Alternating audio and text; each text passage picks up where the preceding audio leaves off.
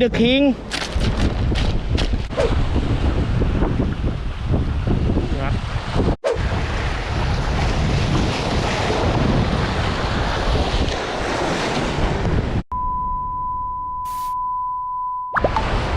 วัสดีครับ สวัสดีครับ วันนี้แอร์มาครับเปลี่ยนสถานที่ตกปลาบ้างครับมากับพี่ชายสุดเท่ครับนี่พี่ปุ๊กครับนี่มาดูครับน้ำออกน้ำตาลเลยฮะเพื่อนๆ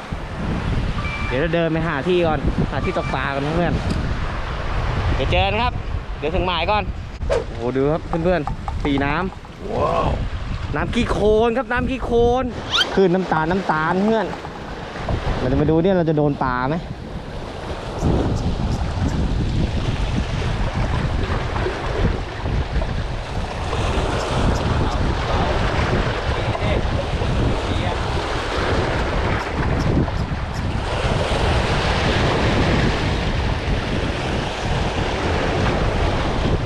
มันแรงฮะ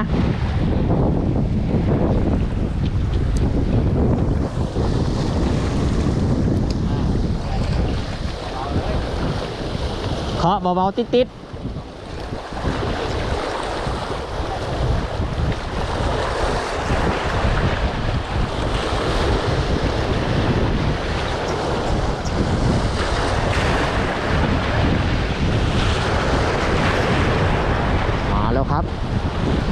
มาแล้วครับเพื่อนๆโอ้โหมันเป็นอย่างนี้นี่เองนี่ครับเพื่อนๆตัวแรก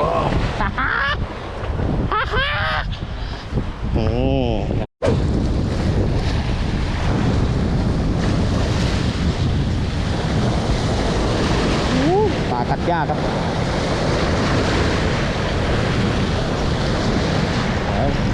ดูดแล้วครับดูดแล้วครับดูดแล้วครับเพื่อนๆคือมันใหญ่หน่อยนะครับแต่ว่าถึงโอ้ยหลุดเฮียหลุดพี่หลุดเฮียมันว่ายตามน้ำอ่ะคือมันใหญ่จัด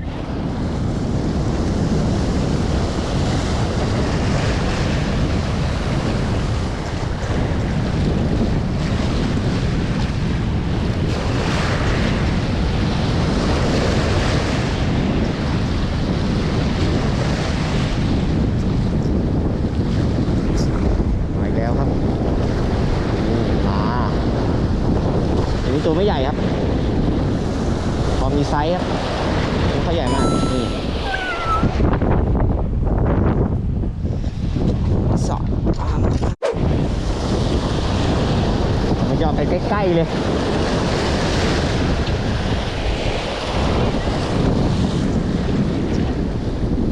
เรื่องพี่โอ้โห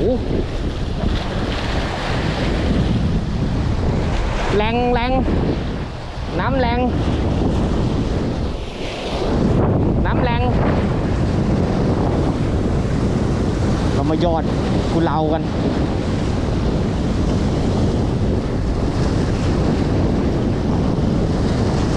น้ำแรงมาก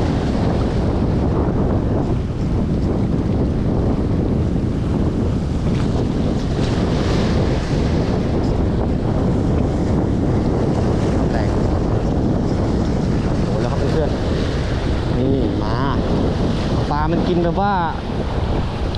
เหลี่ยมไกลๆอ่ะต้องตีแบบจิตหินนะเพื่อนๆนี่ลอยตัวแล้วครับต้องตีจิตหินนะโอ้โหยากอยู่นะนี่ครับอีกตัว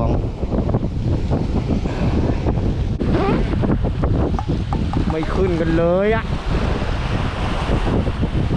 เบนเปล่าฮะ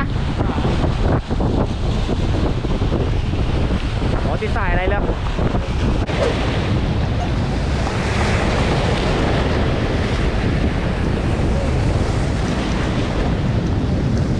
โอ้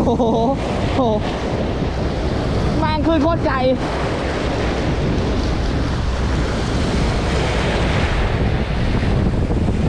เดียวนิดเดียวนิดเดียว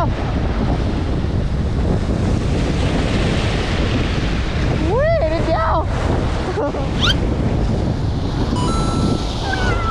ไม่หายพี่ยังอยู่นี่ยังอยู่ไม่หายไม่หายผมเกือบไม่อยู่ผมเกือบไปลอยทะเลแล้ว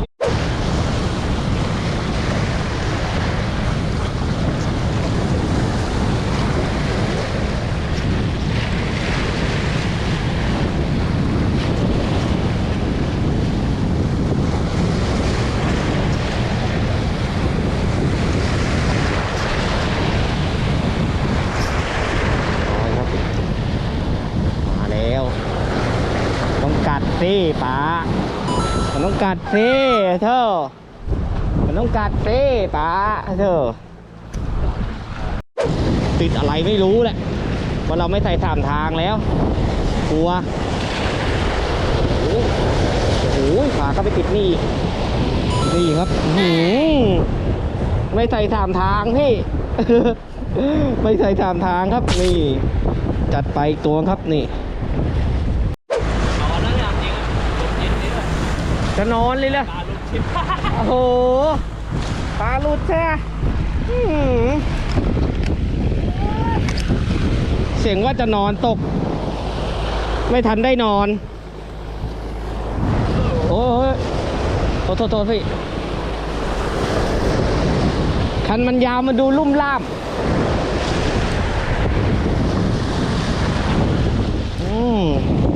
กับสถานที่ใหม่ครับ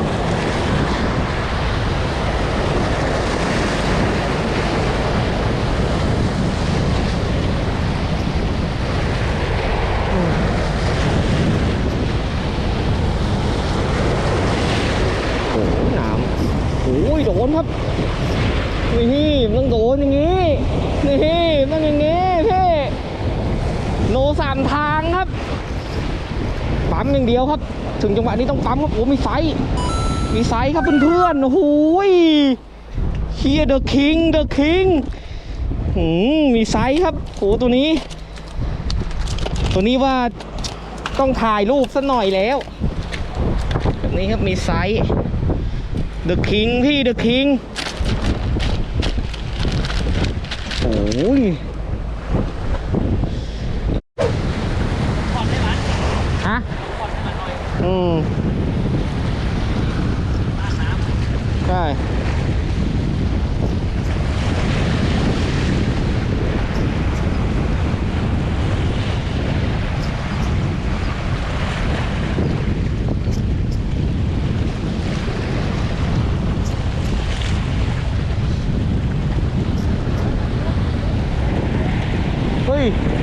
น้าโดนแล้วเหรอพี่ปุ๊กโดนแล้วเหรอครับมาถึงก็โดนเลยเหรอฮะโอ้โหได้ปลาเยอะไหนอะปลายังไม่เห็นเลยเนี่ยโอ้ยสวยด้วยอะดูดิแซ่บจริงๆเลยคนเนี้ยตายแล้วมั่งตัวเครื่องด้วยอะโอ้โดนตัวเครื่องด้วยอะโหกินตัวเครื่องลุก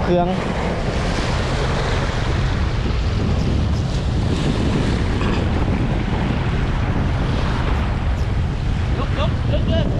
นี่ตกป่ะ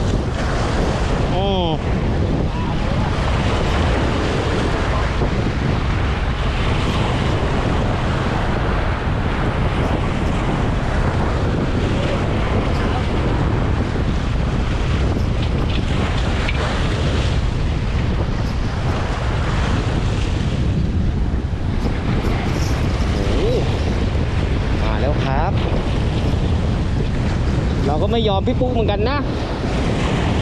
เราก็ไม่ยอมอะดูดีเราก็ไม่ยอมเหมือนกันนะพี่ปุ๊กเจอพี่ได้น้องก็ต้องได้แหละไม่ยอมครับจับก็ให้นี่แน่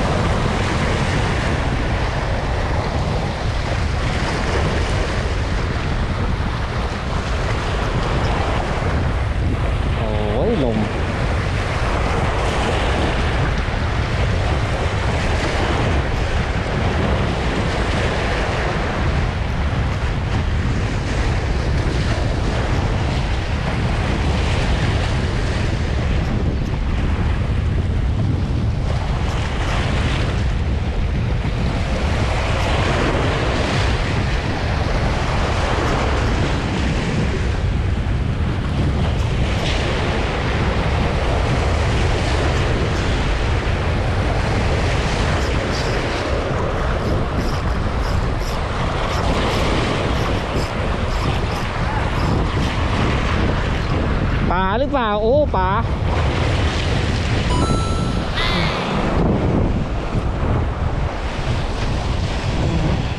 ปลาครับเกี่ยวคร่างมา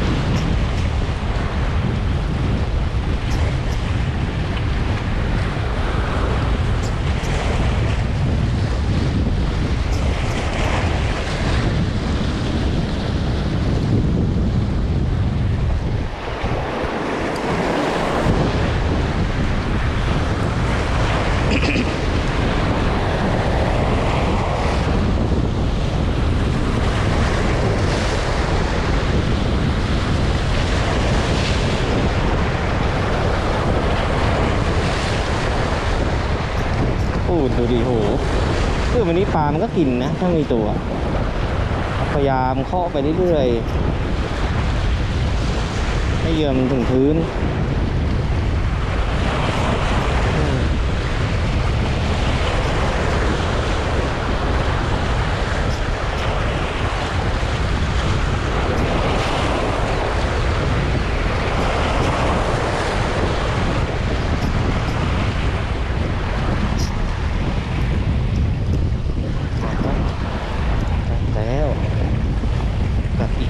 ตัวน้อยครับไม่ใหญ่มาก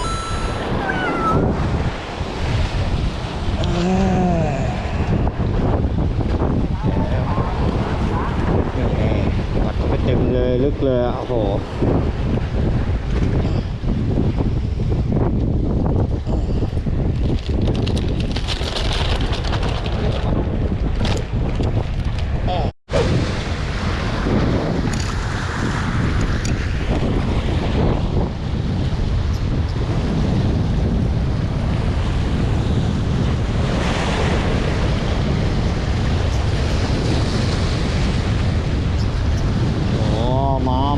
มา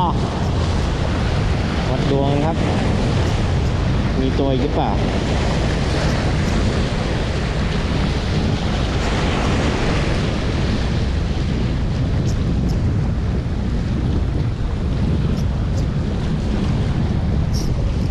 ครับมาแล้วมันต้องมีตัวที่โธ่ไม่มีได้ไงอ่ะสับกันมีอุ้ยยังจับทันครับนี่จับทันครับเพื่อนๆจับทันแหม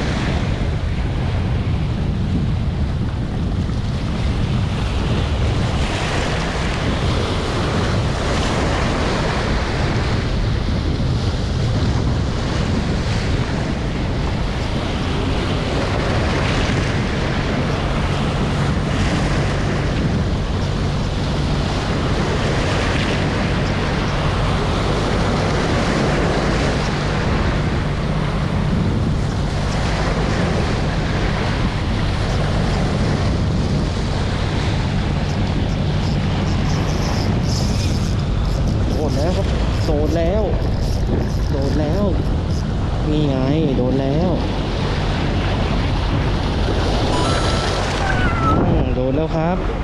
อีกตัวหนึ่งครับ นี่โอเคครับ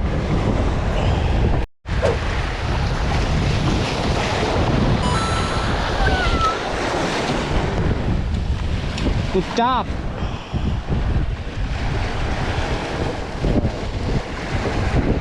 หายไปนานครับ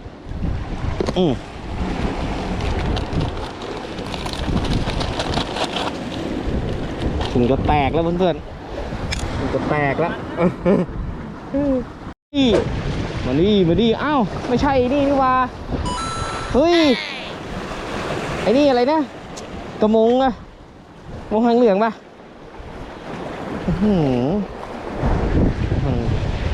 จัดไป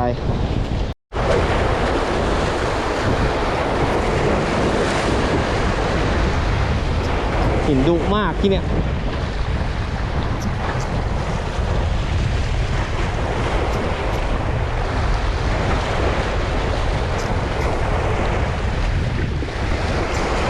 เรียบร้อยครับโอ้ย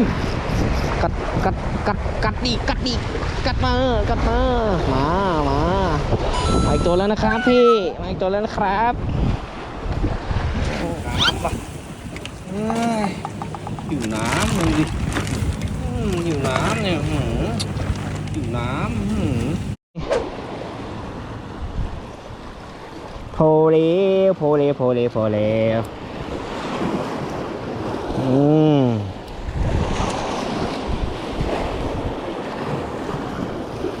พักคนมาตกใหม่เดี๋ยวอันนี้ปลาที่ได้ก็เพื่อนๆเดี๋ยวให้ปลาที่ได้เพื่อนๆดูก่อนนี่ครับประมาณนี้ครับนี่เพื่อนๆโอเคครับฝากผลงานไปด้วยครับเพื่อนๆเดี๋ยวเจอกันใหม่ครับสวัสดีครับ